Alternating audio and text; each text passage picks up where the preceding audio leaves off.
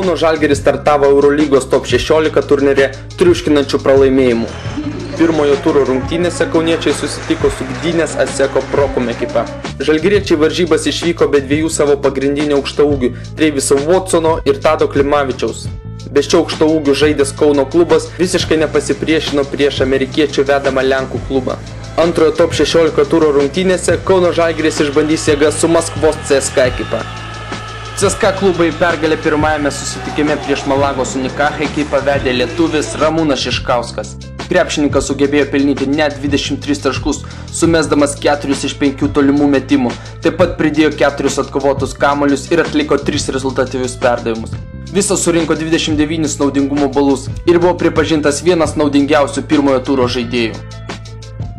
Unicaja krepšininkai niekaip negalėjo sustabdyti Viktoro Krepos. Krepšininkas pelnė 12 taškų, atkovojo net 13 kamuolių, pridėjo 6 rezultatyvius perdavimus, perėmė 3 kamuolius, blokavo 2 varžovų metimus ir surinko 24 naudingumo balus.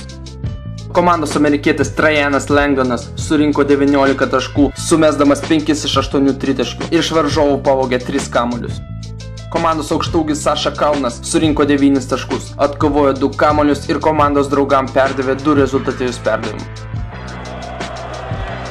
Kauno Žalgirio gretose Lenkijoje geriausiai sekėsi žaisti komandos kapitonui Dainiui Šalenkai. Krepšininkas per 30 minučių sugebėjo pelnyti 15 taškų, atkovoti 8 kamuolius ir iš varžovų pavogti 3 kamuolius.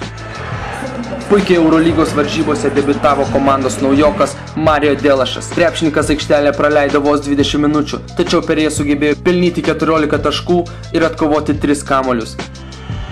Tragiškai šiose varžybose nesisekė vienam komandos lyderių Markusui Braunui. Amerikietis pelnė vos 2 taškus, nepataikęs ne vieno iš 4 mestų tritaškių, tačiau sugebėjo pridėti 3 kamuolius ir atlikti 4 rezultatyvius perdavimus.